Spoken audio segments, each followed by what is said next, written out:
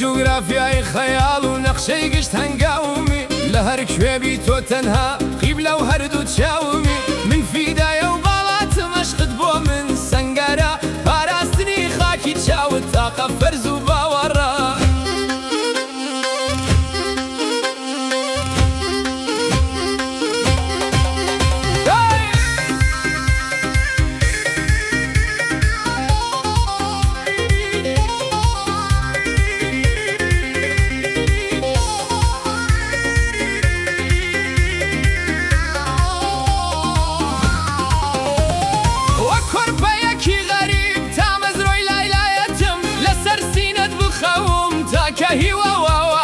پیرۆزی وەک نیشتیمان وەک ئاڵە وەک خاکی پاک تا دوا هەناسەی ژیانم تینووی لێوی شیرینتم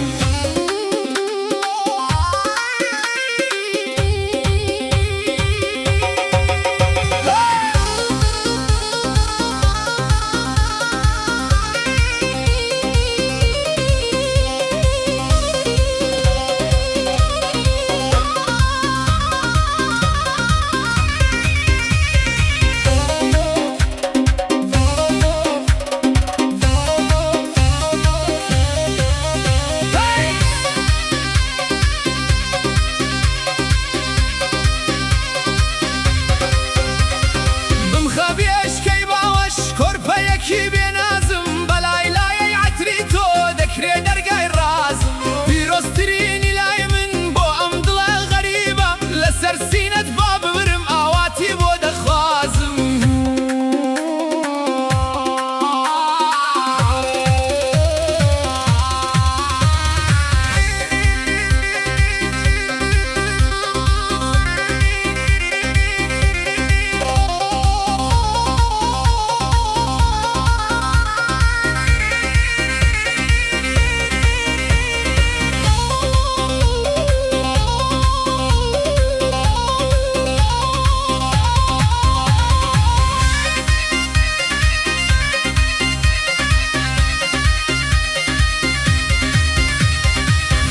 فەخری دنیا لای من بێ نرخ و کایە بێ فەرمانی چاوانت ژین بێ سوود و مانایە تۆ کۆڵەکەی و ماڵی برا لە عەتر و بێت تۆ نەبیتەم ژیانە وەک جەنگێکی تەنهایە